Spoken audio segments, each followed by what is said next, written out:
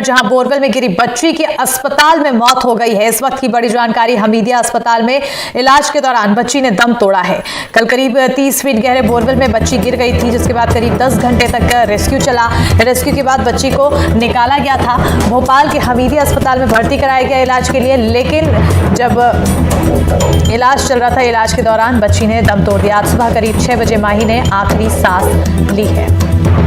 इस वक्त की बड़ी जानकारी से आप सभी को रूबरू करा रहे हैं। आपको बताते चलें कि मध्य प्रदेश में बोरवेल में बच्चों के आमतौर पर खबरें आती रहती हैं कि बोरवेल में गिर जाते हैं और सख्त कदम उठाने के निर्देश भी दिए जाते हैं, लेकिन उसके बावजूद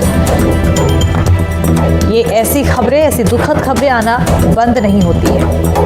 बताते चले कि देर रात एसडीआरएफ और एनडीआरएफ की टीम ने बच्ची का रेस्क्यू किया था। हालांकि उस दौरान बच्ची जिंदा थी, लेकिन उसके बाद अस्पताल ले जाया गया, बच्ची का इलाज कराया गया, लेकिन इलाज के दौरान बच्ची ने दम तोड़ दिया। सुबह करीब 6 बजे के आसपास बच्ची ने आखिरी सांस ली है। 10 घंटे तक बच्ची का रेस्क्यू चलता रहा। उसे बाहर निकालने की कोशिश एनडीआरएफ और एसडीआरएफ की टीम द्वारा की जा रही थी।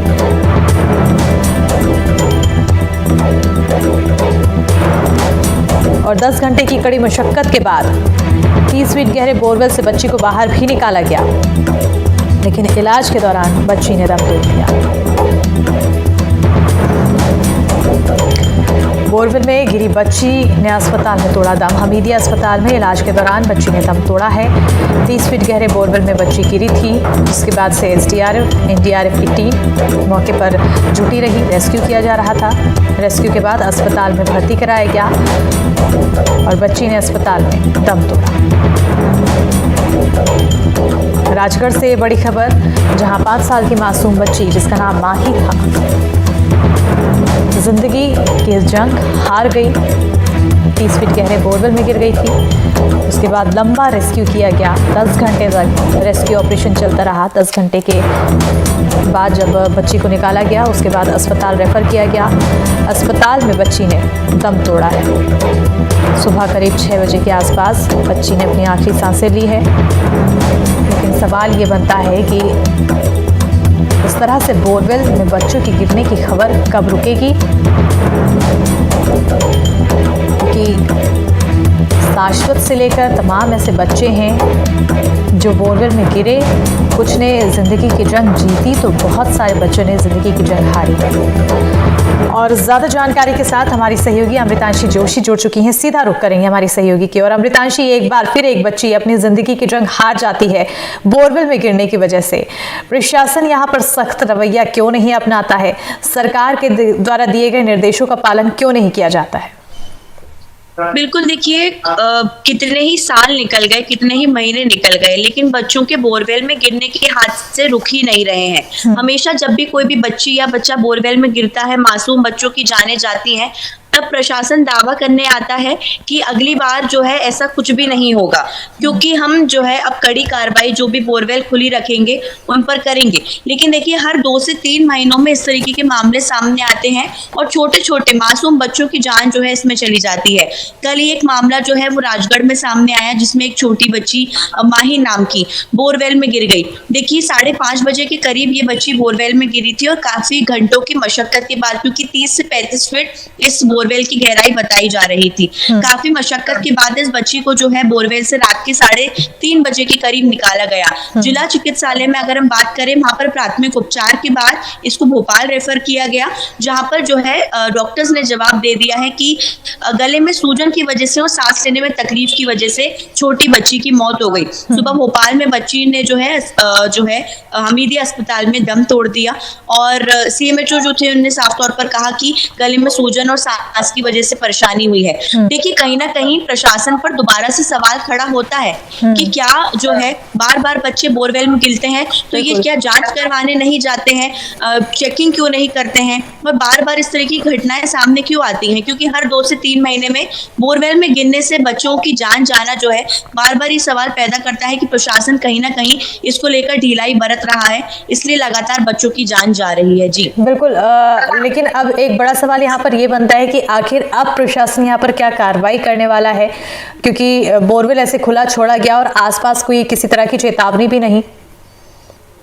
बिल्कुल देखिए, हर बार ये बात की जाती है स्मिता, हमने कई जो है केसेस देखे हैं। आपको बैतूल का केस याद होगा, वो बच्चा 2 से 3 दिन तक बोरवेल में फंसा रहा। फिर हाल ही में भी सीहोर में भी एक बच्ची गिरी थी, उसकी भी जो है जान नहीं बचाई जा सकी। 2 से 3 दिन तक देखिए बच्चे अगर इस तरीके से अंदर रहेंगे, क्योंकि जो रेस्क्यू ऑपरेशंस है ये तो देखिए फिर भी थोड़ा बहुत जल्दी हो गया, लेकिन कई जगहों पर जो है काफी ज्यादा समय लग जाता है और ऐसे में बच्चों की हालत, उनके माता पिता की हालत, उनके परिजनों की हालत लगातार बिगड़ती जाती है। लेकिन इससे सबक प्रशासन कहीं से कहीं तक नहीं ले रहा है। हर बार कहा जाता है कि जुर्माना लगाया जाएगा, कड़ी कार्रवाई की जाएगी, जो बोरवेल जो है उन ढके नहीं है खेतों में या घरों में, उनकी चेकिंग को लेकर अभियान चलाया जाएगा। लेकिन कहीं से कहीं तक जो है वो दावे जब फेल हो जाते हैं, हर 2 से 3 महीने में इस तरह के केसेस आते हैं। और कल भी जो है सिर्फ इसी कारण, सिर्फ लापरवाही के कारण और जो है प्रशासन की ढिलाई के कारण एक और जो है ये घटना घटी है, जिसमें एक बच्ची की जान चली गई है। और कहीं ना कहीं जो छोटे बच्चे होते हैं